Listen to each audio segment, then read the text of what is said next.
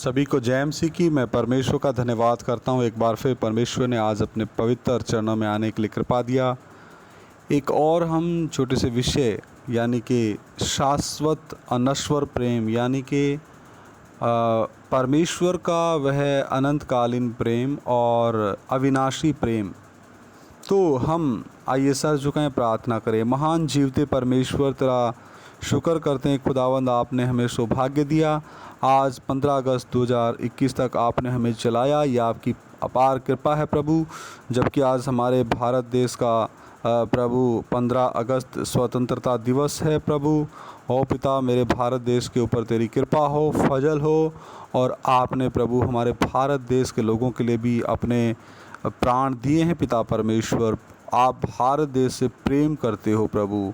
और पिता, तेरा वचन हम एक एक को समझ में आए प्रभु। यीशु मसीह के सामर्थी पवित्र नाम से मांग लेते, सुनो और ग्रहण करो, आमीन। सभी को जय मसीह की। आइए परमेश्वर का वचन 1 कुरिन्थियों 13 अध्याय 8 वचन हम पढ़ते हैं।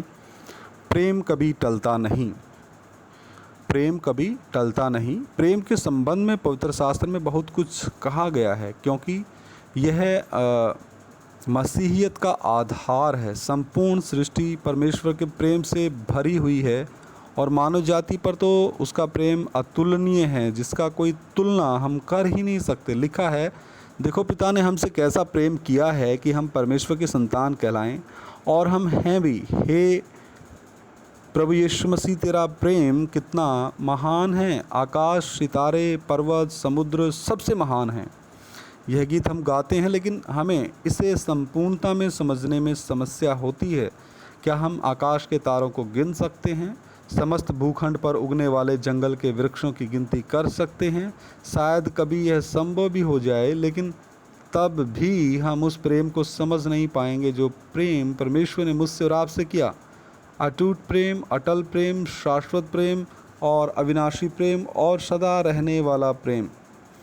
तो प्रेम कितना अद्भुत, आश्चर्यचकित कर देने वाला एक ऐसा इनाम है। एक बालक या बालिका बरसात के पानी में भीगते हुए, छींकते हुए अपने माता पिता के लिए बगीचे से कुछ फूल ले आए। बालक कक्षा में जाना प्रारंभ करें और लिखाई सीखते ही एक सुंदर कार्ड बना लाए, जिस पर आई लव यू लिखा था, यानी कि मैं आपसे प्रेम करता हूँ।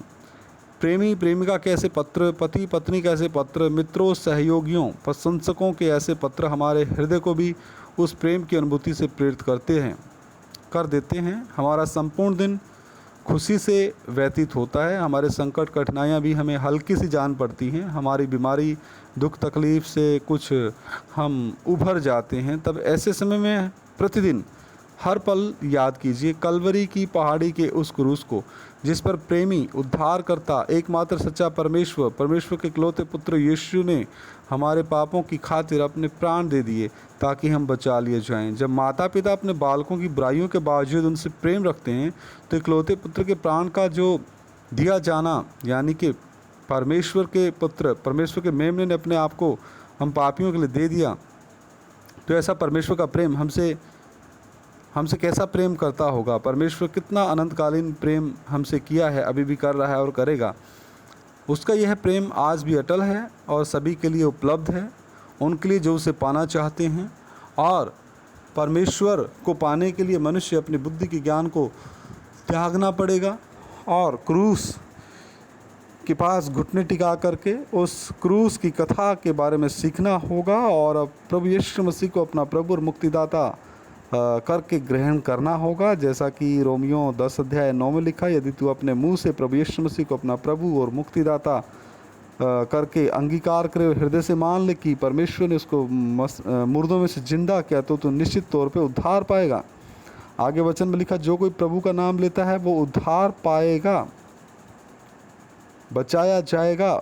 यूहन्ना रचित सुसमाचार 3 अध्याय 16 वचन कहता है, परमेश्वर ने जगत से ऐसा प्रेम किया कि अपना इकलौता पुत्र जगत के लिए दे दिया, ताकि जो कोई उसके ऊपर विश्वास करे वो नाश ना हो बल्कि हमेशा की ज़िंदगी पाए।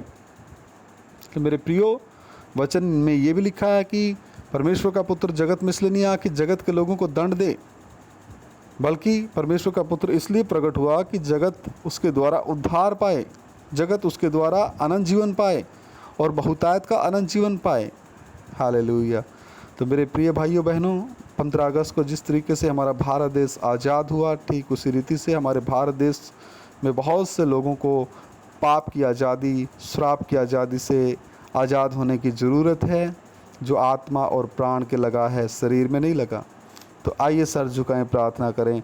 और मैं सभी से गुजारिश करूंगा, मेरे भारतवासियों को, कि वो सब उस क्रूस के प्रेम के बारे में जानें और अपने पापों और गुनाहों की माफ़ी उस क्रूस के चरणों में घुटने टिका करके रोते हुए पश्चाताप के साथ मांगने के लिए प्रभु एक एक को फजल दे। आइए प्रार्थना करें। महान जीवते पिता अनुग्रहकारी प्रभु, तेरा शुक्र करते हैं, थोड़ी देर तेरा जीवता वचन सीखने के लिए आपने कृपा दिया, फजल दिया। ओ मेरे परमेश्वर, तेरा वचन कहता है, मेरा वचन कोई खाली नहीं आता प्रभु। जो प्रार्थना मैंने की खुदावंद प्रभु, निश्चित तौर पे प्रभु आप सुनेंगे और सुन के उत्तर देंगे। ओ पिता परमेश्वर, आज का जो वचन है अनंतकालीन प्रेम, अगापे प्रेम, पिता सबके हृदय में आप उंडेल दें और तेरा वचन एक एक के हृदय में कार्य करे। प्रभु तू बढ़ता जाए, हम घटते जाएं। सारा आदर महिमा जलाल मैं तेरे ही नाम को देते हुए ये प्रार्थना अपने उद्धार के करता प्रभु यीशु मसीह के सामर्थ्य और पवित्र नाम से मांग लेता हूँ। सुनो और ग्रहण करो, आमीन। सभी को जय मसीह की। मारानाथा, हमारा परमेश्वर प्रभु यीशु मसीह हमें लेने शीघ्र आ रहा है। हमें आत्मा में जागना है, वचन प्रार्थना शक्ति बढ़ना है और अपने प्रभु को प्रसन्न आने वाला जीवन व्यतीत करना है। हालेलुया। सभी को जय मसीह की।